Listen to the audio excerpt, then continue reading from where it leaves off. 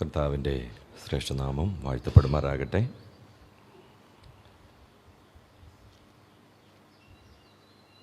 കഴിഞ്ഞ രണ്ട് പ്രഭാതത്തിലും എനിക്ക് തന്ന വിഷയത്തോടുള്ള ബന്ധത്തിൽ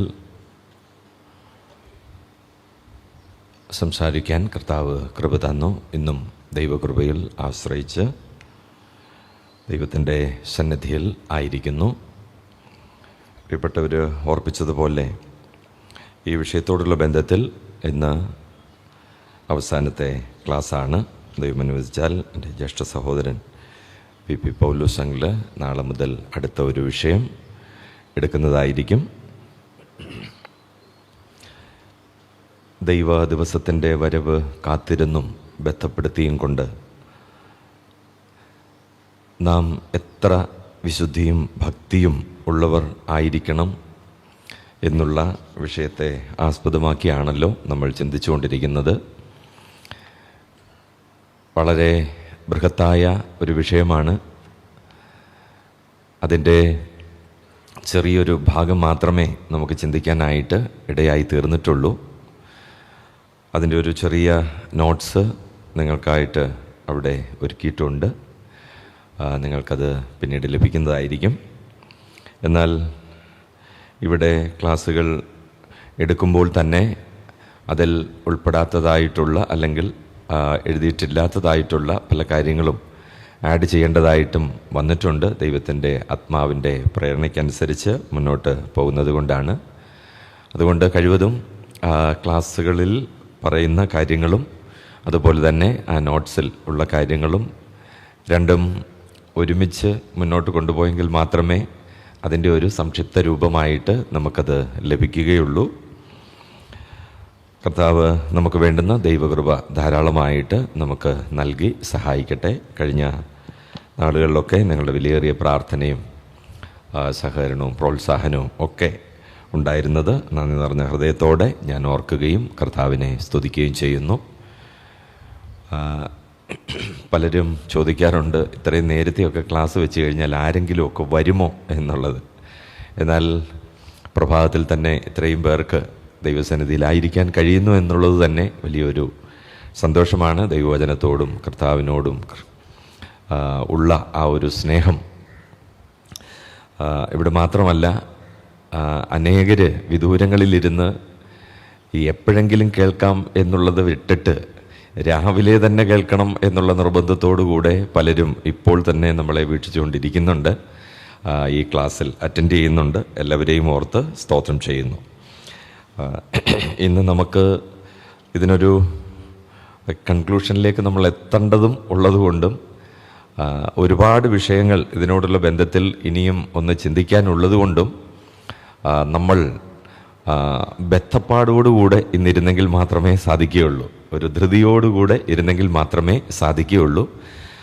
പറയുന്ന വരികളിലൊക്കെ അല്ലെങ്കിൽ പോയിന്റുകളൊക്കെ മൊത്തത്തിൽ എഴുതിയെടുക്കാൻ നിൽക്കാതെ അതിൻ്റെ തുടക്കമെങ്കിലും എഴുതിയെടുത്ത് പെട്ടെന്ന് അങ്ങ് പൊക്കോണം. അതേ നടക്കത്തുള്ളൂ. പിന്നീട് നിങ്ങൾക്ക് അത് ആവർത്തിച്ച് കേൾക്കുകയും അത് കംപ്ലീറ്റ് ചെയ്യുകയും ചെയ്യാവുന്നതാണ്. ഇനി നമ്മൾക്ക് ചിന്തിക്കാനായിട്ടുള്ള ഏറ്റവും പ്രധാനപ്പെട്ട ഭാഗങ്ങൾ ദൈവ ദിവസത്തോടുള്ള ബന്ധത്തിൽ ദൈവമക്കൾക്ക് എന്താണ് ബന്ധം. കഴിഞ്ഞ ദിവസം ഞാനത് ഒന്ന് സൂചിപ്പിക്കുകയുണ്ടായി. ദൈവദിവസവും ദൈവമക്കളും തമ്മിലുള്ള ബന്ധം എന്താണ് എന്ന്. ദൈവദിവസം എന്ന് പറയുന്നത് ഉൽപ്രാപണത്തോടുള്ള ബന്ധത്തിൽ, ഉൽപ്രാപണവും അതിനോടനുബന്ധിച്ച് യഹൂദനോടുള്ള ബന്ധത്തിൽ ഇനിയും ദൈവം ശേഷിപ്പിക്കുന്ന ആ ഒരു 70-ാം ആഴ്ചവട്ടവും 7 വർഷത്തിൻ്റെ കാലയളവും, ദൈവമക്കളോടുള്ള ബന്ധത്തിൽ നമ്മൾ കർത്താവിനോടൊപ്പം ആയിരിക്കുന്ന ആ 7 വർഷവും, അതിനുശേഷമുള്ള കാര്യങ്ങൾ അല്ലെങ്കിൽ അതിൻ്റെ ഒടുവിലായിട്ട് കുഞ്ഞാടിൻ്റെ കല്യാണം, ഈ ഭൂമിയിലേക്കുള്ള വരവ്, അതിനുശേഷം യുദ്ധമുണ്ട്. ആ ഭാഗങ്ങളൊക്കെ ഞാനങ്ങ് വിടുകയാണ്. അതിനുശേഷം നമ്മൾ കർത്താവിനോടൊപ്പം ആയിരിക്കുന്ന യഹൂദനോടും കർത്താവ്, ദൈവസഭ, പഴയ നിയമ വിശുദ്ധന്മാർ ഒക്കെ 1000 ആണ്ട് വാഴ്ച. അതിനുശേഷം പിന്നെയും ഭൂമിക്ക് വലിയ പരിവർത്തനങ്ങൾ ഉണ്ട്. അതിനുശേഷം പുതിയ ആകാശവും പുതിയ ഭൂമിയും നിത്യത ഇങ്ങനെ തുടരുന്നു. അപ്പോൾ ഈ കാര്യങ്ങൾ എല്ലാം കൂടെ ചേർത്താണ് പത്രോസ് അപ്പോസ്തലൻ ദൈവ ദിവസം എന്ന് പറയുന്നത്. അപ്പോൾ കർത്താവിൻ്റെ നാളിനോടുള്ള ബന്ധത്തിൽ 3 കാര്യങ്ങൾ നമ്മൾ ചിന്തിക്കുകയുണ്ടായി. ദൈവം തൻ്റെ ജനത്തെ ന്യായം വിധിക്കുന്ന ഒരു വലിയ ഭാഗം അതിനകത്തുണ്ട്, ജഡ്ജ്മെൻറ്റ്. അതുപോലെ തന്നെ ദൈവം തൻ്റെ ജനത്തെ നിർദോഷീകരിച്ച് ഉയർത്തുന്ന വിൻഡിക്കേഷൻ, ആ ഒരു വലിയ ശുശ്രൂഷ കർത്താവിൻ്റെ നാളിനോടുള്ള ബന്ധത്തിൽ ഉണ്ട്. ദൈവദിവസത്തോടുള്ള ബന്ധത്തിലും ഇതൊക്കെ തന്നെ അതിനകത്ത് ഉൾപ്പെടുന്ന കാര്യങ്ങൾ തന്നെയാണ്. മൂന്നാമതായിട്ട് ട്രാൻസ്ഫർമേഷൻ, അതായത് ഈ ലോകത്തിന് സംഭവിക്കുന്ന വലിയ പരിവർത്തനങ്ങൾ, മാറ്റങ്ങൾ, അതും ഈ ദൈവദിവസത്തോടുള്ള ബന്ധത്തിൽ അപ്പോസ്തലനായ പത്രോസ് ആ കാര്യങ്ങളെല്ലാം വളരെ സൂചിപ്പിക്കുന്നുണ്ട്.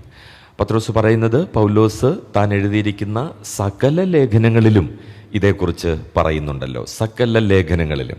അപ്പോസ്തലനായ പൗലോസ് ഒരു ലേഖനം പോലും ഈ ദൈവ ദിവസത്തോടുള്ള ബന്ധത്തിൽ, കർത്താവിൻ്റെ നാള്, അതുപോലെ തന്നെ അതിനോടനുബന്ധിച്ച് നടക്കുന്ന കാര്യങ്ങളെക്കുറിച്ചൊക്കെ താൻ എഴുതിയിരിക്കുന്ന സകല ലേഖനങ്ങളിലും അത് പറയുന്നുണ്ട്. എന്നാൽ ചില ലേഖനങ്ങൾ അതിൻ്റെ ഒടുവിലത്തെ ഭാഗങ്ങൾ അതിനായിട്ട് ഉപയോഗിച്ചിട്ടുണ്ട്.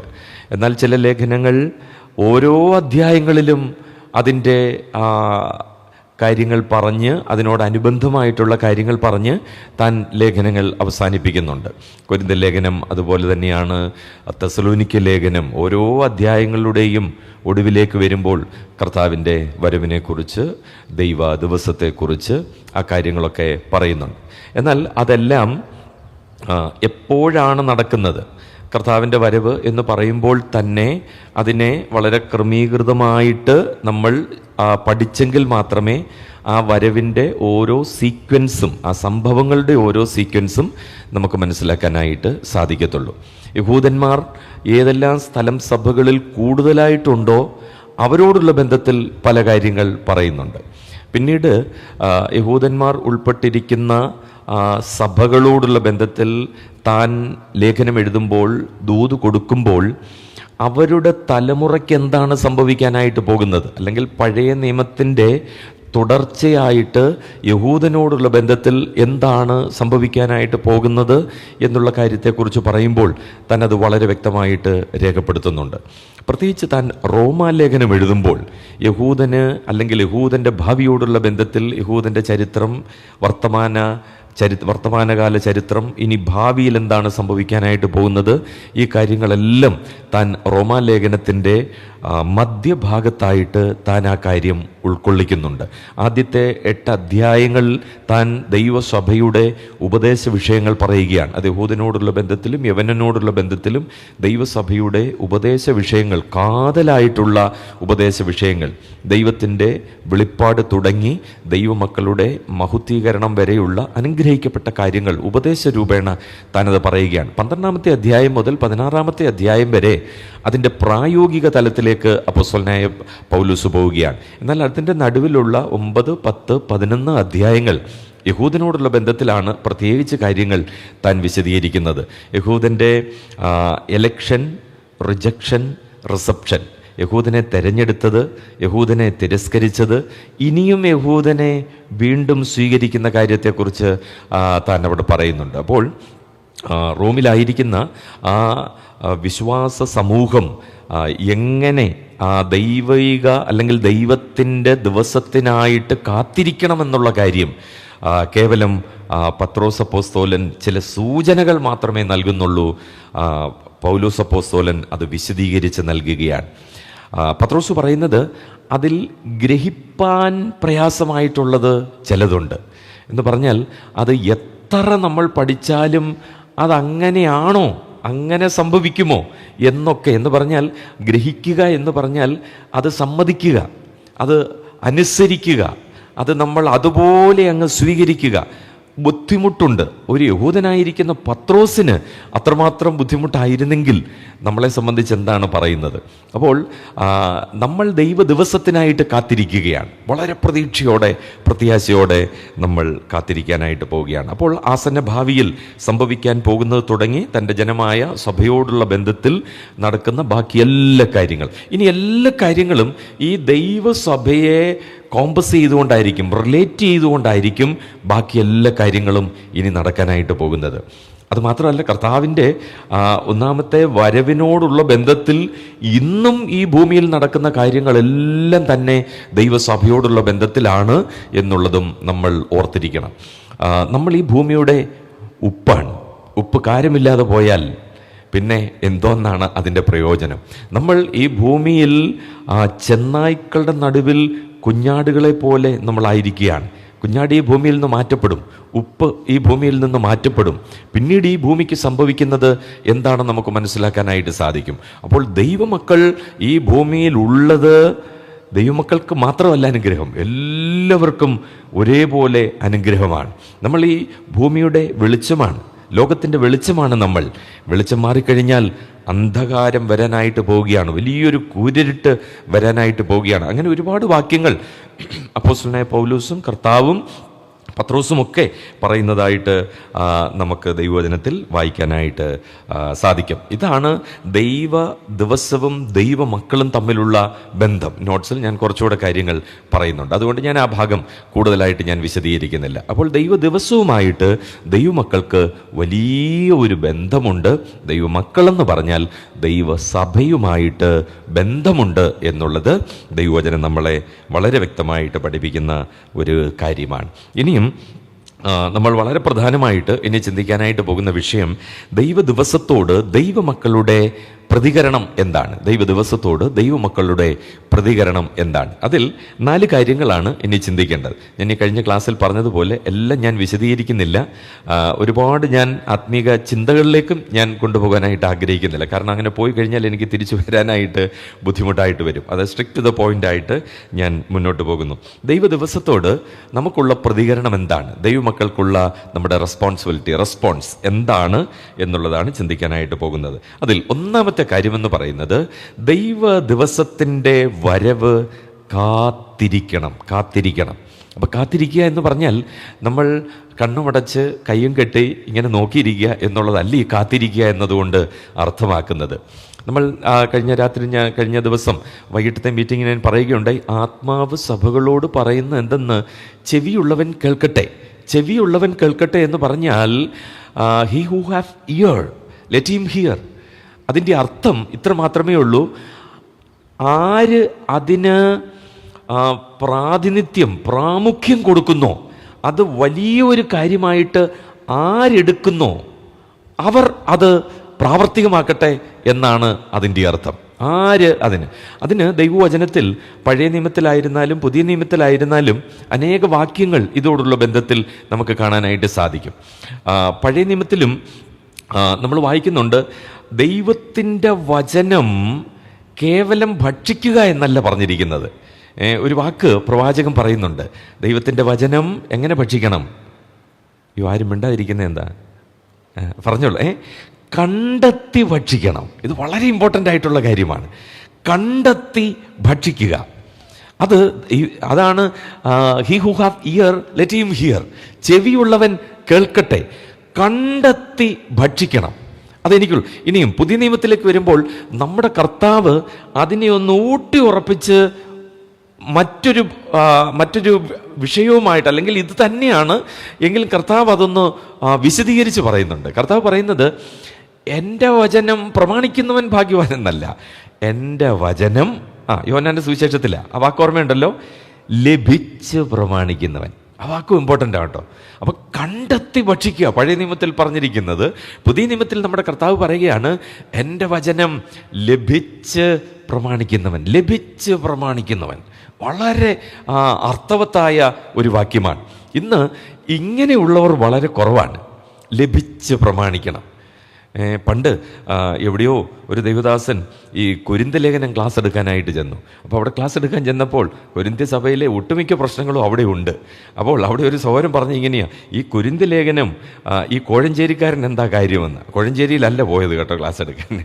അപ്പോൾ ഈ കൊരിന്ത ലേഖനം അല്ലെങ്കിൽ ഈ പത്രോസ് ലേഖനം, ഈ ദൈവ ദിവസം നമുക്കെന്താണ്? അല്ലെങ്കിൽ ദൈവവചനം അത് വായിക്കുന്നു, രാവിലെയും വൈകിട്ടും ഓരോ അധ്യായം വായിക്കണം, കിടക്കണം, അല്ലെങ്കിൽ ഉറക്കം വരാത്ത രാത്രിയിൽ എഴുന്നേറ്റിരുന്ന് വായിക്കണം. നോ, അതല്ല ദൈവവചനത്തെക്കുറിച്ച് ആഗ്രഹിക്കുന്നത്. അത് കണ്ടെത്തി ഭക്ഷിക്കണം. കർത്താവ് പറഞ്ഞു അത് ലഭിച്ച് പ്രമാണിക്കണം. അപ്പോൾ ദൈവ ദിവസത്തിൻ്റെ വരവ് കാത്തിരിക്കണം എന്ന് പറഞ്ഞാൽ എൻ്റെ ഉത്തരവാദിത്തങ്ങൾ ഞാൻ നിറവേറ്റി, ഞാൻ ജാഗരൂകനായിട്ട്, അതിനെ ഞാൻ എത്രമാത്രം ഞാൻ പ്രവർത്തന നിരതനാകാമോ അത്രയും ഞാൻ പ്രവർത്തന നിരതനാകണം എന്നാണ് അതിൻ്റെ അർത്ഥം. കാത്തിരിക്കുക എന്ന് പറഞ്ഞാൽ ഞാൻ അടങ്ങിയിരിക്കരുതെന്നാണ് അതിൻ്റെ അർത്ഥം. മനസ്സിലായല്ലോ? നമ്മൾ പലപ്പോഴും കാത്തിരിക്കുക എന്ന് പറഞ്ഞാൽ അടങ്ങി ഒതുങ്ങി നോക്കിയിരിക്കുക എന്നുള്ളൊരു അർത്ഥത്തിലല്ല അവിടെ പറഞ്ഞിരിക്കുന്നത്. നമുക്കറിയാം, ഒരാൾ വരും, അല്ലെങ്കിൽ എൻ്റെ മകൻ, എൻ്റെ മകൾ, എൻ്റെ ഭാര്യ, അല്ല എൻ്റെ മക്കൾ, അവർ വരും, കുറേ നാൾ ഇവിടെ ഇല്ല, അവർ വരികയാണ്. കാത്തിരിക്കുക എന്ന് പറഞ്ഞാൽ ഞാനൊന്നും ചെയ്യാതെ ഞാൻ ഇങ്ങനെ ചുമ്മാ നോക്കി, അതല്ല അതിൻ്റെ അർത്ഥം. ദൈവമക്കൾ ഉദാസീനരായി കാത്തിരിക്കാനായിട്ട് പാടില്ല. ദൈവമക്കൾ പ്രവർത്തന നിരതരായിട്ട് നമ്മുടെ ഉത്തരവാദിത്തങ്ങൾ എല്ലാം നിറവേറ്റി.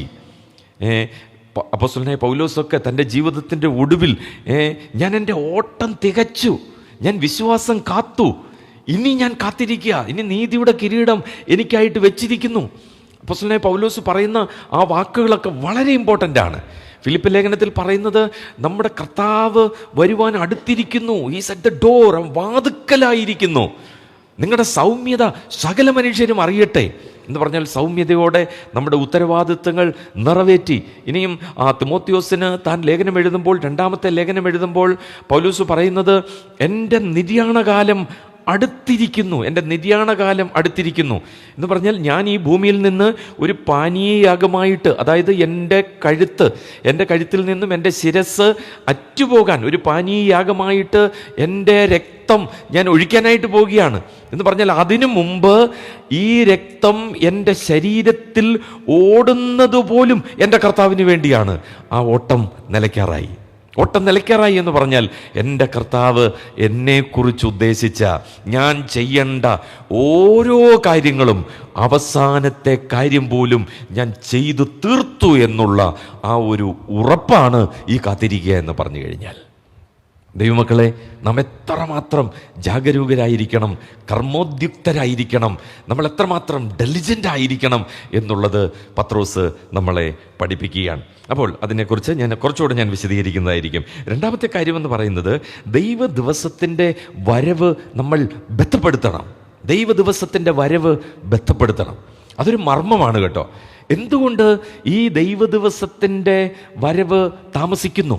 ദൈവദിവസത്തിൻ്റെ വരവ് മർമ്മത്തോടുള്ള ബന്ധത്തിൽ സംസാരിക്കുമ്പോൾ കുറച്ച് കാര്യങ്ങൾ ഞാൻ പിന്നീട് പറയുന്നതായിരിക്കും. അപ്പോൾ ദൈവദിവസത്തിൻ്റെ വരവ് ബന്ധപ്പെടുത്തണം എന്ന് പറഞ്ഞാൽ നമ്മുടെ കർത്താവിൻ്റെ വരവ് ദൈവം ഉദ്ദേശിക്കുന്ന ദൈവത്തിൻ്റെ കാര്യങ്ങളെല്ലാം തക്ക സമയത്താണ് നടക്കുന്നത്.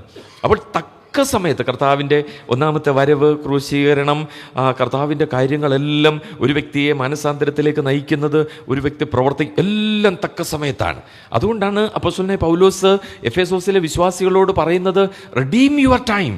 സമയം നിങ്ങൾ വീണ്ടെടുക്കണം, സമയം തക്കത്തിൽ ഉപയോഗിക്കണം. ദൈവത്തിൻ്റെ സമയത്ത് നമ്മൾ കാര്യങ്ങൾ ചെയ്യാൻ നമ്മൾ പഠിച്ചിരിക്കണം, നമ്മുടെ സമയത്തല്ല. നമ്മൾ പലപ്പോഴും പറയുന്നത് എൻ്റെ സമയമായിട്ടില്ല, അല്ലെങ്കിൽ ആയിട്ടില്ല എന്നും പറഞ്ഞിരിക്കും.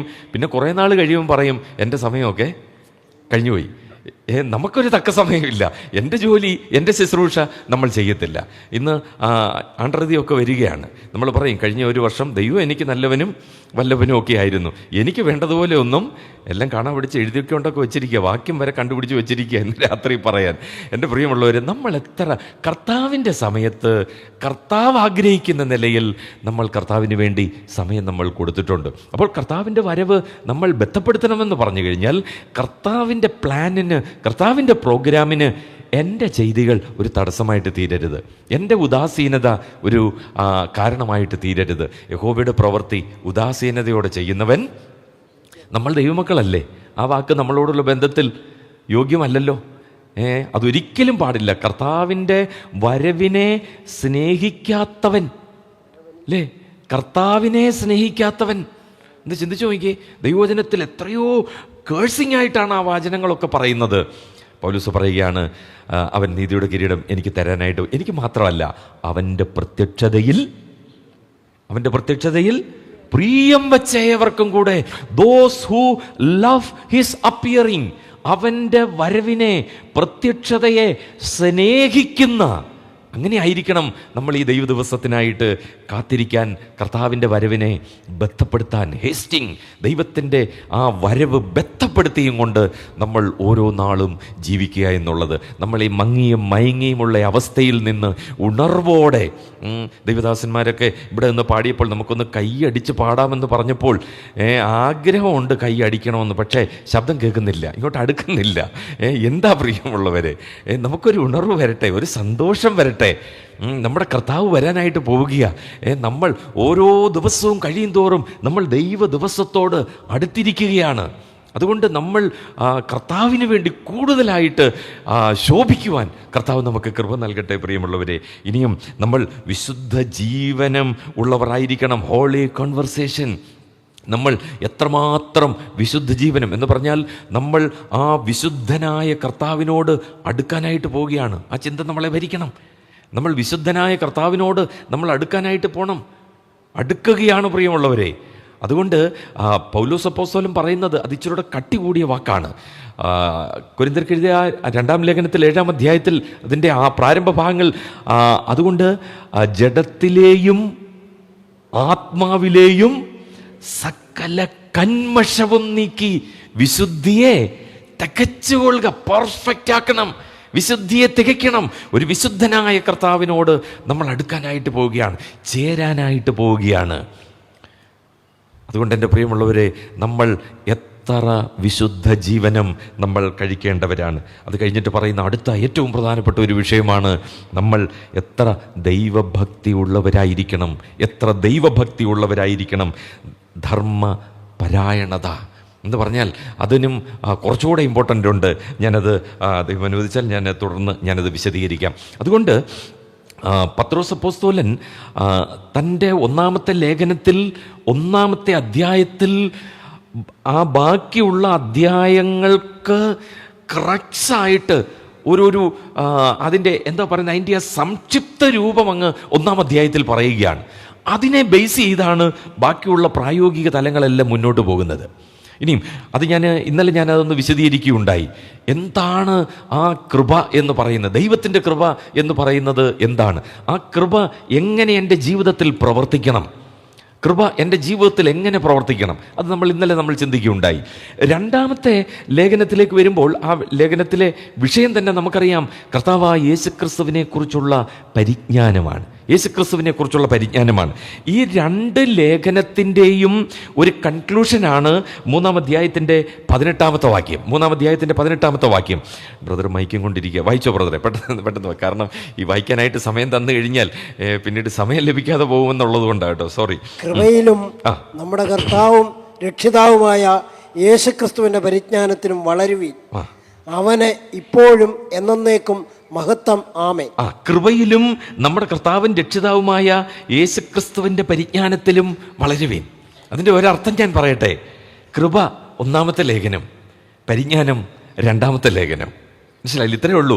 കൃപയിലും നമ്മുടെ കർത്താവും രക്ഷിതാവുമായ യേശുക്രിസ്തുവിൻ്റെ പരിജ്ഞാനത്തിലും വളരുക എന്ന് പറഞ്ഞാൽ ഈ 2 ലേഖനങ്ങളിലും പറഞ്ഞിരിക്കുന്ന കാര്യങ്ങളിൽ നിങ്ങൾ വളരണം, നിങ്ങൾക്കൊരു ഗ്രോത്ത് ഉണ്ടാകണം. നമ്മൾ കേവലം കൃപയിലും നമ്മുടെ കർത്താവിൻ്റെ പരിജ്ഞാനം അങ്ങനെ ചിന്തിക്കാതെ, കൃപയിൽ എന്ന് പറയുമ്പോൾ 1-ാം ലേഖനത്തിൽ പത്രോസ് പ്രതിപാദിച്ചിരിക്കുന്ന, സവിസ്തരം പറഞ്ഞിരിക്കുന്ന ആ ഒരു വലിയൊരു എസ്സേയുണ്ട്, ഒരു വലിയൊരു ഉപന്യാസമുണ്ട്.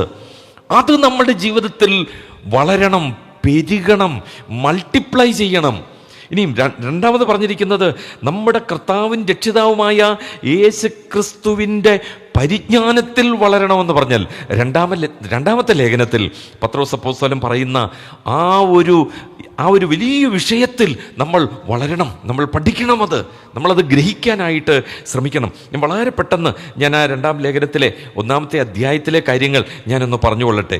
അതിനു മുമ്പ് 1-ാമത്തെ അധ്യായത്തിൽ ഒരു വിശദീകരണം തന്നെ താൻ പറയുകയാണ്, ഒരു നല്ലൊരു എക്സ്പ്ലനേഷൻ കൊടുക്കുകയാണ്. എന്താണ് ദ നോളജ് ഓഫ് ക്രൈസ്റ്റ്, എന്താണ് യേശുക്രിസ്തുവിനെ കുറിച്ചുള്ള പരിജ്ഞാനം, യേശുക്രിസ്തുവിൻ്റെ പരിജ്ഞാനം എന്താണ്, അത് വിശദീകരിക്കുകയാണ്. അത് ഞാൻ ഒരു ചെറിയൊരു ഔട്ട്ലൈൻ തരാം. 1-ാമത് പറഞ്ഞിരിക്കുന്നത് 1 മുതൽ 4 വരെയുള്ള വാക്യങ്ങൾ പറഞ്ഞിരിക്കുന്നത് ദ ഗിഫ്റ്റ് ഓഫ് നോളജ്, ആ പരിജ്ഞാനത്തിന് വേണ്ടി, ആ പരിജ്ഞാനം നമുക്ക് നേടുന്നതിന് വേണ്ടി ദൈവം നമുക്ക് തന്നിരിക്കുന്ന ദാനമായിട്ട് തന്നിരിക്കുന്ന കാര്യങ്ങളുണ്ട്.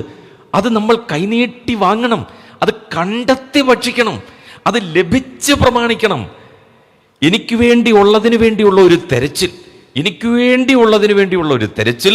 2, അത് എനിക്കുള്ളതാണെന്ന് ഞാൻ ഏറ്റെടുത്ത് ഞാൻ മുന്നോട്ട് പോകണം. അതിനു വേണ്ടിയതെല്ലാം ദൈവം നമുക്ക് ദാനം ചെയ്തിട്ടുണ്ട്. ഇനിയും വിലയേറിയ കാര്യങ്ങളെക്കുറിച്ച് പറയുമ്പോൾ ഞാനത് പറയാം. പത്രോസ് പറയുന്നത്, ഞങ്ങൾക്ക് ലഭിച്ചതുപോലെ അതേ വിലയേറിയ വിശ്വാസം ലഭിച്ചു നമുക്കും. പത്രോസ് പറയുക, ഒരിക്കലും നമുക്ക് പറയാം അത് പത്രോസ് ആയിരുന്നല്ലോ, അത് പൗലോസ് ആയിരുന്നല്ലോ എന്നൊന്നും പറയാനൊക്കത്തില്ല. പത്രോസ് പറയാൻ, ഞങ്ങൾക്ക് ലഭിച്ച അതേ വിലയേറിയ വിശ്വാസം ലഭിച്ചിരിക്കുകയാണ് നിങ്ങൾക്കും. അതുകൊണ്ട് നമ്മൾ ഒരുമിച്ച്, അതാണ് ദൈവവചനത്തിൻ്റെ പ്രത്യേകത എന്ന് പറയുന്നത്. അത് കഴിഞ്ഞിട്ട് നോക്കിയേ, 2ാമത് പറയുകയാണ്, 5 മുതൽ 11 വരെയുള്ള വേദഭാഗങ്ങൾ പറഞ്ഞിരിക്കുകയാണ്, ഈ പരിജ്ഞാനം, ദ ഗ്രോത്ത് ഓഫ് നോളജ്, ആ പരിജ്ഞാനം നമ്മളിൽ വളരണം, അനുദിനം നമ്മളിൽ അത് വർദ്ധിച്ചു വരണം എന്നാണ് പറയുന്നത്. ഒരിക്കലും അതവിടെ ഒതുങ്ങാനായിട്ട് പാടില്ല, അത് വർദ്ധിച്ചു വരണം. ഇനി അതിൻ്റെ 12 മുതൽ 21 വരെയുള്ള വാക്യങ്ങൾ പറഞ്ഞിരിക്കുകയാണ്, ഇതിനൊരു വലിയ അടിസ്ഥാനമുണ്ട്. ആ അടിസ്ഥാനത്തിൽ മാത്രമേ ഈ പരിജ്ഞാനം വളർന്നു വരാനായിട്ട് സാധിക്കത്തുള്ളൂ. അപ്പോൾ യേശുക്രിസ്തുവിൻ്റെ പരിജ്ഞാനം എന്താണെന്ന് വളരെ വ്യക്തമായിട്ട് താനത് വിശദീകരിക്കുകയാണ്. ഇനി നോക്കിയേ, അവിടെ 1-ാം അധ്യായത്തിൽ നമുക്ക് തന്നിരിക്കുന്ന വിലയേറിയ കാര്യങ്ങൾ, ഒരുപാട് കാര്യങ്ങൾ അവിടെയുണ്ട്. God gave us A precious faith, ഒരു വലിയ വിശ്വാസം ദൈവം നമുക്ക് തന്നിരിക്കുകയാണ്, വലിയൊരു വിശ്വാസം തന്നിരിക്കുക. ഈ വിശ്വാസം തന്നതുകൊണ്ട് എന്താ ദൈവം ഉദ്ദേശിക്കുന്നത്?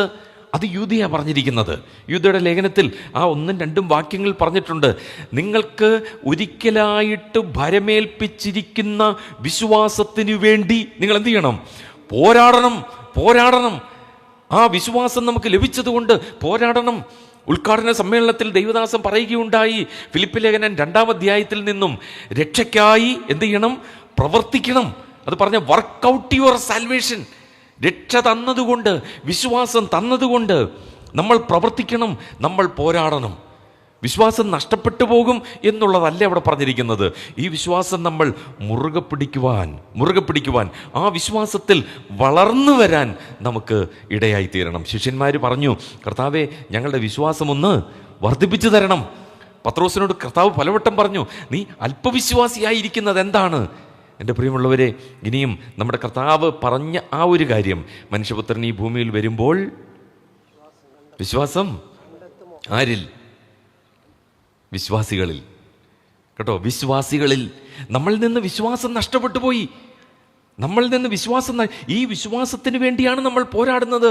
ആ വിശ്വാസം എന്ന് പറയുന്ന ആ ബേസിസിലായിരിക്കണം നമ്മുടെ ജീവിതം മുന്നോട്ട് കഴിക്കേണ്ടത്. ആ വിശ്വാസത്തെക്കുറിച്ച് ഞാനൊന്ന് പറഞ്ഞുകൊള്ളട്ടെ പ്രിയമുള്ളവരെ. അപ്പോൾ പരിജ്ഞാനവും വളർച്ചയും, അതാണ് 1-ാം അധ്യായത്തിലെ ഏറ്റവും പ്രധാനപ്പെട്ട വിഷയമെന്ന് പറയുന്നത്. അപ്പോൾ 1-ാം അധ്യായത്തിൻ്റെ 1 മുതൽ 4 വരെയുള്ള വാക്യങ്ങളിൽ 3 കാര്യങ്ങൾ അപ്പോസ്തലനായ പത്രോസ് പറയുന്നുണ്ട്.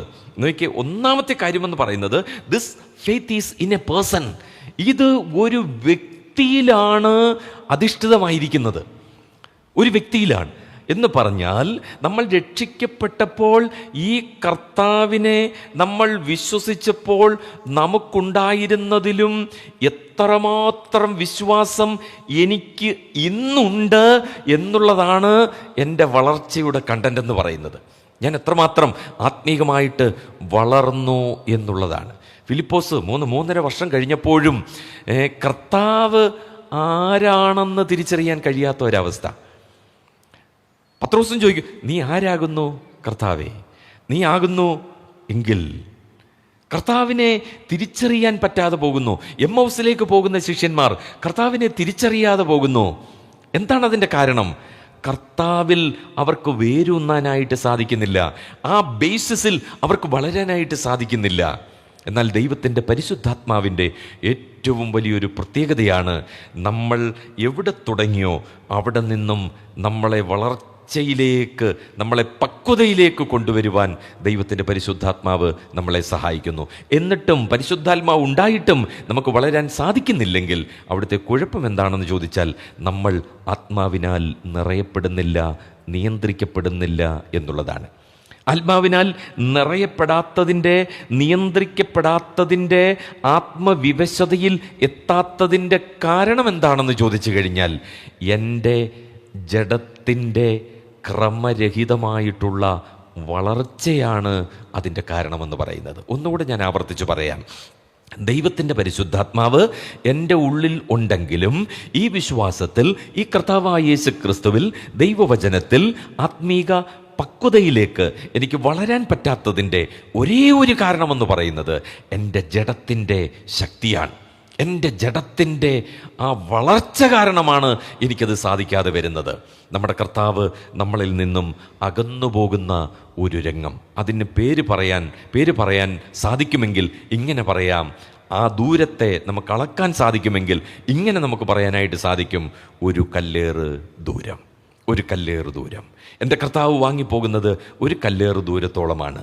ആ ഒരു കല്ലേറ് ദൂരം എന്ന് പറഞ്ഞിരിക്കുന്നത് 1 മീറ്ററോ 2 മീറ്ററോ 5 മീറ്ററോ 1 കിലോമീറ്ററോ എന്തുകൊണ്ടത് രേഖപ്പെടുത്തിയില്ല എന്ന് ചോദിച്ചാൽ, ഓരോരുത്തരുടെയും ജഡത്തിൻ്റെ ശക്തി അനുസരിച്ചാണ് ഒരു കല്ല് എറിയുമ്പോൾ പോയി വീഴുന്ന ദൂരമെന്ന് പറയുന്നത്. എൻ്റെ കർത്താവ് എന്നിൽ നിന്നും, ദൈവവചനം എന്നിൽ നിന്നും, ദൈവാത്മാവിൻ്റെ പ്രവർത്തനം എന്നിൽ നിന്നും എത്ര ദൂരെയാണോ, എത്ര അകലെയാണോ, അതിൻ്റെ മാനദണ്ഡം എന്ന് പറയുന്നത് എൻ്റെ ജഡത്തിൻ്റെ ശക്തിയാണ്. അതുകൊണ്ട് എൻ്റെ പ്രിയമുള്ളവരെ, നമ്മുടെ ജഡത്തിൻ്റെ ശക്തി ഉരുകണം. പ്രിയമുള്ളവരെ, ദൈവത്തിൻ്റെ വചനത്തിൻ്റെ മുമ്പാകെ നമ്മളുടെ ജഡം ഉരുകി മാറണം. എന്നാൽ മാത്രമേ നമുക്ക് കർത്താവിനോട് അടുക്കാനായിട്ട് സാധിക്കത്തുള്ളൂ. അപ്പോൾ this faith is in A person, അതൊരു വ്യക്തിയിലാണ്. രണ്ടാമത്തെ കാര്യമെന്ന് പറയുന്നത്, this faith involves God's power. ഈ വിശ്വാസം എന്ന് പറയുന്നത് അത് ഇൻവോൾവ് ചെയ്തിരിക്കുന്ന ദൈവത്തിൻ്റെ ശക്തിയിലാണ്. ഈ വിശ്വാസം ദൈവവചനത്തിലൂടെ, ദൈവാത്മാവിൽ എനിക്ക് നൽകുന്ന ഒരു പവറുണ്ട് പ്രിയമുള്ളവരെ, ഒരു ശക്തിയുണ്ട്. അത് നമുക്ക് അനുഭവിച്ചറിയാനായിട്ട് കഴിഞ്ഞിട്ടുണ്ടോ? ഇന്ന് നമുക്ക് ആ ശക്തി അനുഭവിച്ചറിയാൻ കഴിയുന്നില്ലെങ്കിൽ എനിക്ക് ആത്മീയമായിട്ട് വളരാൻ എനിക്ക് സാധിക്കുന്നില്ല. യേശുക്രിസ്തുവിനെ കുറിച്ചുള്ള പരിജ്ഞാനം എനിക്ക് ലഭിക്കുന്നില്ല എന്നാണ് അതിൻ്റെ അർത്ഥം. അതുകൊണ്ട് ഈ കർത്താവായ യേശുക്രിസ്തുവിൽ ആഴമായിട്ട് വേരൂന്നുവാൻ അതുകൊണ്ടാണ് കർത്താവ് പറഞ്ഞത്, എന്നിൽ വസിച്ചിട്ടല്ലാതെ. ഓർമ്മയുണ്ടല്ലോ, എന്നിൽ വസിച്ചിട്ടല്ലാതെ. എന്താണ് അതിൻ്റെ അർത്ഥം? വസിക്കുക, എബൈഡ്, കണ്ടിന്യൂ. ഒരർത്ഥം കൂടിയുണ്ട്, പറ്റിപ്പിടിക്കുക. എന്നിൽ പറ്റിപ്പിടിച്ചാലല്ലാതെ. ആസാഫൊക്കെ പറയുന്നുണ്ട്, ദൈവത്തോട് അടുത്തിരിക്കുന്നത്, ദൈവത്തോട് പറ്റിയിരിക്കുന്നത്. എൻ്റെ പ്രിയമുള്ളവരെ, ദൈവത്തോട് ആ നിലയിൽ നമുക്ക് അടുത്തിരിക്കാൻ സാധിക്കണം. നമ്മൾ പലപ്പോഴും കർത്താവിനോട് അടുത്തു വരാൻ താല്പര്യമുണ്ടെങ്കിലും കർത്താവ് എന്നിൽ നിന്നും ഒന്ന് മാറി നിൽക്കാൻ ആഗ്രഹിക്കുന്നുണ്ടെങ്കിൽ അതെൻ്റെ ജഡത്തിൻ്റെ ശക്തിയായിരിക്കണം. കർത്താവിൻ്റെ ചോദ്യം, ഒരു നാഴിക എന്നോട് ചേർന്ന്, ഒരു നിമിഷം എന്നോട് ചേർന്നൊന്നിരിക്കാൻ സാധിക്കുന്നില്ലയോ? ഇതാണ് ഇന്നും കർത്താവിന് ചോദിക്കാനായിട്ടുള്ളത്. നമ്മളെപ്പോഴും ഊറ്റം കൊള്ളുന്ന ഒരു കാര്യമുണ്ട്. ഇവിടെ എഴുതിയിരിക്കുന്ന ആ 120, ഞാൻ ഈ കുമ്പനാട്ടോട് പോയപ്പോൾ, അങ്ങോട്ടും ഇങ്ങോട്ടും യാത്ര ചെയ്തപ്പോൾ 110, 115, 120, അതൊക്കെ നമ്മുടെ ജഡത്തിൻ്റെ ശക്തിയാണെന്നാണ് ഞാൻ ചിന്തിക്കുന്നേ. എത്ര കൺവെൻഷൻ എന്നുള്ളതല്ല, നമ്മൾ എത്ര ആരാധനയ്ക്ക് സംബന്ധിച്ചു എന്നുള്ളതല്ല, എത്ര ആണ്ടൃതിക്ക് സംബന്ധിച്ചു എന്നുള്ളതല്ല, എത്ര പേര് വന്നു എന്നുള്ളതല്ല, എത്ര കൺവെൻഷൻ, ഇതൊന്നുമല്ല പ്രിയമുള്ളവരെ. എൻ്റെ കർത്താവിനോട് ഞാൻ എത്ര പറ്റിയിരിക്കുന്നു, ഞാൻ എത്ര അടുത്തിരിക്കുന്നു, ഈ വിശ്വാസത്തിൽ ഞാൻ എത്ര ഉറച്ചിരിക്കുന്നു, എൻ്റെ കർത്താവിൻ്റെ വരവിനെ ഞാൻ എത്രത്തോളം ബന്ധപ്പെടുത്തുന്നു, എൻ്റെ കർത്താവിൻ്റെ വരവിനെ ഞാൻ എത്രത്തോളം സ്നേഹിക്കുന്നു. എൻ്റെ പ്രിയമുള്ളവരെ, നമുക്കൊന്ന് അനുഭവിച്ചറിയാൻ ഇടയായെങ്കിൽ എത്രയോ നന്നായിരുന്നു. അത് തന്നെയുമല്ല, പിന്നെയും പറയുകയാണ്, this faith involves God's promise. ദൈവത്തിൻ്റെ വാഗ്ദത്തമാണ്. ദൈവത്തിൻ്റെ വാഗ്ദത്തം നമുക്ക് വിശ്വസിക്കാനായിട്ട് കഴിയണം. ദൈവത്തിൻ്റെ വചനം നമുക്ക് വിശ്വസിക്കാനായിട്ട് കഴിയണം. ഇങ്ങനെ ചെയ്യുമ്പോഴാണ് പത്രോസ് അപ്പോസ്തലൻ അവിടെ പറയുന്നൊരു വാക്കുണ്ട്, നിങ്ങൾക്ക് ദിവ്യ സ്വഭാവം ഉണ്ടാകുമെന്ന്. നിങ്ങൾ ഡിവൈൻ നേച്ചറിന്, ഡിവൈൻ ക്യാരക്ടറിന് നിങ്ങൾ ഉടമകളായിട്ട് തീരും. ഡിവൈൻ ബിഹേവിയർ അല്ല കേട്ടോ, ബിഹേവിയർ നമുക്ക് സൂപ്പർഫിഷ്യലായിട്ട് നമുക്ക് കാണിക്കാനായിട്ട് സാധിക്കും. നമ്മൾ മീറ്റിങ്ങിന് വരുമ്പോൾ, ആരാധനയ്ക്ക് വരുമ്പോൾ, നമ്മൾ ദൈവസന്നിധിയിലായിരിക്കുമ്പോൾ അത് നമ്മുടെ ക്യാരക്ടറാണോ ബിഹേവിയറാണോ പെരുമാറ്റം, അത് നമുക്ക് എല്ലാവർക്കും ചെയ്യാനായിട്ട് സാധിക്കും. എന്നാൽ അത് നമ്മുടെ ഉള്ളിൻ്റെ ഉള്ളിൽ, കർത്താവ് നമ്മുടെ ഉള്ളങ്ങളെയാണ് നോക്കുന്നത്, നമ്മുടെ ഹൃദയത്തെയാണ് നോക്കുന്നത്. നമ്മൾ എത്രത്തോളം എൻ്റെ കർത്താവിനോട് ഞാൻ പറ്റിയിരിക്കുന്നു, അതിനനുസരിച്ചായിരിക്കും ദൈവം എന്നിലൂടെ പ്രവർത്തിക്കാനായിട്ട് ആഗ്രഹിക്കുന്നത്. ഇന്ന് നമ്മൾ കസേരയ്ക്ക് വേണ്ടിയും സ്ഥാനമാനങ്ങൾക്ക് വേണ്ടിയും പദവികൾക്ക് വേണ്ടിയും നമ്മൾ ഓടി നടക്കുകയും നമ്മൾ അക്രമാസക്തരായി തീരുകയും ചെയ്യുന്നതിൻ്റെ കാരണം കർത്താവ് എന്നെ ഉപയോഗിക്കാൻ ആഗ്രഹിക്കുന്നില്ല. പക്ഷേ ഇതാണ് നമ്മുടെ ചിന്ത, കർത്താവ് എന്നെ ഉപയോഗിക്കാനായിട്ട് ആഗ്രഹിക്കുന്നില്ല. എൻ്റെ പ്രിയമുള്ളവരെ, ഞാൻ ആവർത്തിച്ച് പറയട്ടെ, കർത്താവ് എന്നിലൂടെ ചിലത് ചെയ്യാൻ ആഗ്രഹിക്കുന്നെങ്കിൽ ഒരു ശക്തിക്കും നമ്മളെ തടസ്സപ്പെടുത്താൻ പറ്റത്തില്ല.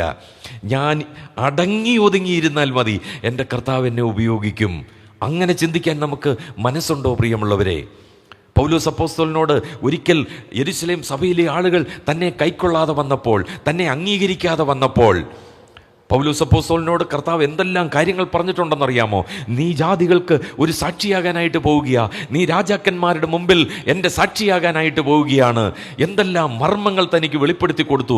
എത്ര ഉത്സാഹത്തോടെയാണ് താൻ യെരുശലേമിലേക്ക് വന്ന് ശിഷ്യന്മാരോട് ചേരാനായിട്ട് ശ്രമിച്ചത്.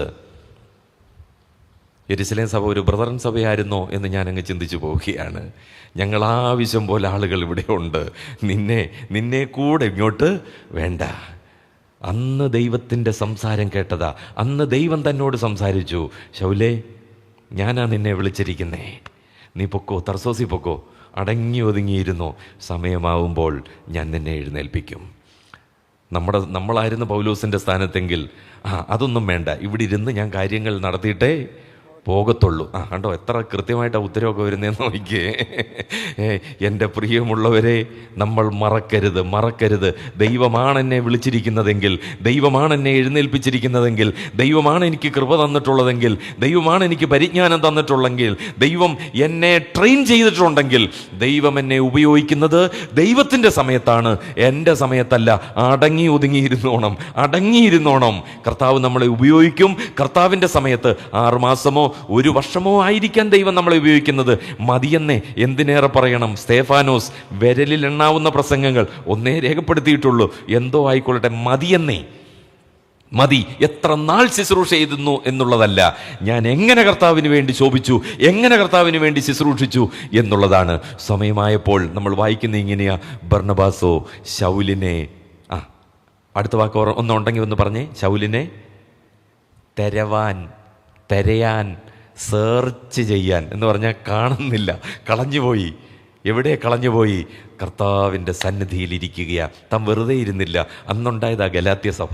ചുമ്മാ ഇരുന്നില്ല, തർസോസിൽ പോയി ചുറ്റുപാടും തൻ്റെ ജഡത്തിൻ്റെ ബലഹീനത നിമിത്തം ഒന്നാമത് നിങ്ങളോട് സുവിശേഷം പറയാൻ കാരണമായി തീർന്നു എന്ന് പറയത്തക്ക പോലെ ദൈവം തന്നെ ഉപയോഗിക്കുന്ന സ്ഥലത്ത് സുവിശേഷ വേല ആദ്യം പൗലോസെ നീ തുടങ്ങേണ്ടത് യെരുശലേമിലല്ല. യെരുശലേമിൽ തുടങ്ങണമെന്ന് ഞാൻ പറഞ്ഞത് യെരുശലേമിലുള്ളവരോടാ. നീ തുടങ്ങേണ്ടത് നിന്റെ നാട്ടിലാ. പോയിരി, തർസോസിൽ പോയിരി, അവിടുന്ന് ഞാൻ കൊണ്ടുവരാം. അന്ത്യോക്യയിലേക്ക് തന്നെ കൊണ്ടുവന്നു. ഒരു പവർ സ്റ്റേഷനായിരുന്നു അവിടുന്ന്. കഴിഞ്ഞ നീണ്ട 8-10 കൊല്ലം താൻ ആർജിച്ച ആ ദൈവത്തിൻ്റെ ശക്തിയുണ്ടല്ലോ, ദൈവപുത്രനിലുള്ള വിശ്വാസമുണ്ടല്ലോ, അന്ത്യോക്യയിലേക്ക് വന്ന് അവിടുന്ന് അങ്ങോട്ട് ഒരു ഡൈനാമിറ്റ് പോലെ പൊട്ടിത്തെറിക്കുകയായിരുന്നേ. 1ാമത്തെ മിഷണറി യാത്ര, 2ാമത്തെ മിഷണറി യാത്ര, 3ാമത്തെ മിഷണറി യാത്ര, വേണ്ട 4ാമത്തെ മിഷണറി യാത്രയും കൂടെ, റോമിലേക്കുള്ള യാത്ര. എത്രയോ സ്ഥലം സഭകൾ, എത്രയോ ശിഷ്യന്മാർ. കർത്താവിന് വേണ്ടി ഇതുപോലെ ശോഭിച്ച ഒരു മനുഷ്യൻ അടങ്ങിയിരിക്കാൻ തയ്യാറാണെങ്കിൽ തമ്പുരാൻ ഉപയോഗിക്കാനും തയ്യാറായിട്ട് നിൽക്കുകയാണ്. കർത്താവ് നമുക്ക് കൃപ നൽകട്ടെ. ഇത് പത്രോസിന് മനസ്സിലായത് പിന്നീടാ. ഒരുപാട് വർഷങ്ങൾക്ക് ശേഷമാണ് പത്രോസിന് ഈ കാര്യങ്ങളൊക്കെ മനസ്സിലാകുന്നത്. ദൈവത്തിൻ്റെ ഹിതം തിരിച്ചറിയാൻ കർത്താവ് നമുക്ക് കൃപ നൽകട്ടെ. പ്രിയമുള്ളവരെ, നമ്മൾ കർത്താവിൻ്റെ വരവിനെ ബന്ധപ്പെടുത്തിക്കൊണ്ട് കർത്താവിൻ്റെ വരവിനായിട്ട് നമ്മൾ കാത്തിരിക്കണം. ഇനിയും ഞാൻ പറയുന്നത് അക്കമിട്ട് പറഞ്ഞ് ഞാൻ അവസാനിപ്പിക്കാം. സമയത്ത് നമുക്ക് അവസാനിപ്പിക്കണമല്ലോ. എങ്ങനെ ദൈവ ദിവസത്തിൻ്റെ വരവ് നമ്മൾ കാത്തിരിക്കണം? 1, രക്ഷാനിർണയം പ്രാപിച്ച് കാത്തിരിക്കണം. 1, രക്ഷാനിർണയം പ്രാപിച്ച് നമ്മൾ കാത്തിരിക്കണം. 2, വിശുദ്ധ ജീവിതം നയിച്ച് കാത്തിരിക്കണം. ആവർത്തിക്കുന്നില്ല കേട്ടോ, പറഞ്ഞങ്ങ് പോവുകയാണ്. 3, എല്ലാറ്റിലും നമ്മൾ സൂക്ഷ്മതയുള്ളവരായിരിക്കണം. ഇന്ന് സൂക്ഷ്മതക്കുറവ് കൊണ്ട്, എൻ്റെ സൂക്ഷ്മതക്കുറവ് കൊണ്ട് എൻ്റെ കുടുംബത്തിൽ എന്തെല്ലാം പ്രശ്നങ്ങൾ, എൻ്റെ സൂക്ഷ്മതക്കുറവ് കൊണ്ട് എൻ്റെ സഭയിൽ എന്തെല്ലാം വിഷയങ്ങൾ, എൻ്റെ നാവിനെ ഞാനൊന്ന് സൂക്ഷിച്ചുപയോഗിക്കാഞ്ഞതുകൊണ്ട് എൻ്റെ സഭയിൽ എന്തെല്ലാം വിഷയങ്ങൾ, എൻ്റെ സൂക്ഷ്മതക്കുറവ് കൊണ്ട് എന്തെല്ലാം പ്രശ്നങ്ങൾ സംഭവിച്ചു. മടങ്ങി വരണം, ആണ്ടിൻ്റെ അവസാനത്തെ ദിവസം മടങ്ങി വരണം പ്രിയമുള്ളവരെ.